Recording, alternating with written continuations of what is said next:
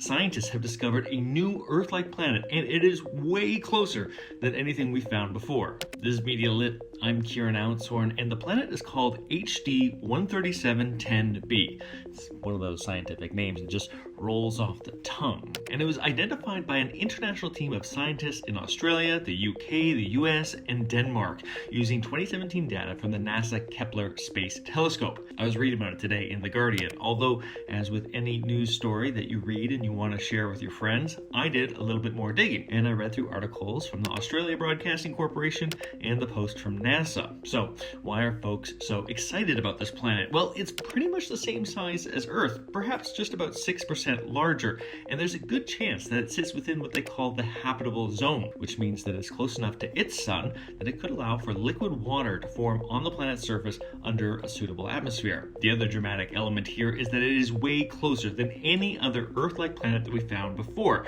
It's about 146 light years away, which sounds like a lot, and it is, but in a galactic context, it's like literally next door and substantially closer than the next best planet around a sun-like star in the habitable zone.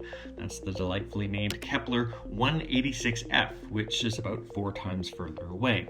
Now, all the reporting on this has been pretty mum about the potential for life on HD 13710b. That's a mouthful. But I suppose that makes sense. They're trying not to jump to any conclusions. They also say that due to the relative dimness of the sun that planet is orbiting, it's also expected to be really, really cold, like minus 70 degrees Celsius cold, which apparently is more like the conditions that we find on Mars. So, when are we going to launch our colonizing mission?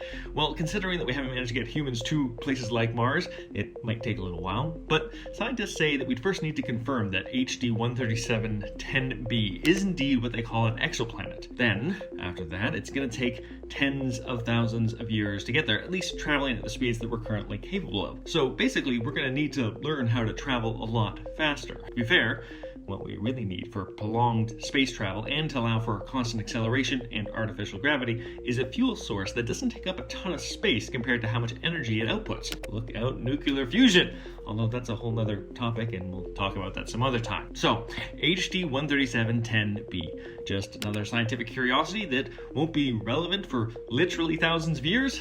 Or an exciting latest proof that when humanity works together, we can peer into the darkness and actually know something about the universe and ourselves. Personally, I know I can't wait to tell everyone I know that